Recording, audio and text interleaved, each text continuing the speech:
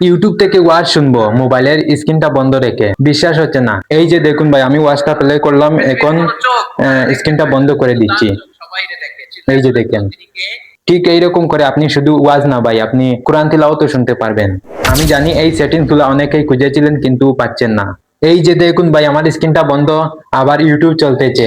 আসুন শিখে আসি কিভাবে মোবাইলের স্ক্রিনটা বন্ধ রেখে ওয়াজ শুনবেন, গজল শুনবেন অথবা কোরআন তিলাওয়াত শুনবেন। এর জন্য আপনাদের ছোট্ট একটা অ্যাপ্লিকেশন ইনস্টল করতে হবে। গুগল প্লে স্টোর ওপেন করে সার্চ বক্সে গিয়ে ব্ল্যাক স্ক্রিন লিখে সার্চ করবেন। তো এবার আপনাদের সামনে এই অ্যাপ্লিকেশনটি চলে আসবে।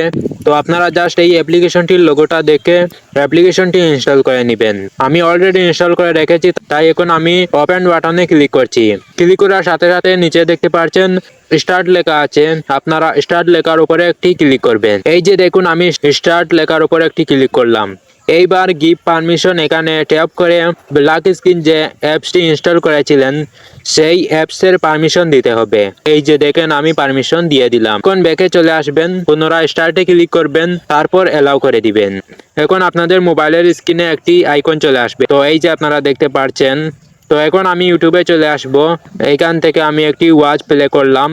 এখন আপনারা এই আইকনের উপর একটি ক্লিক করে দিবেন। এই যে দেখেন, আমার স্ক্রিন বন্ধ রয়েছে, তারপরে ওয়াজটি চলছে।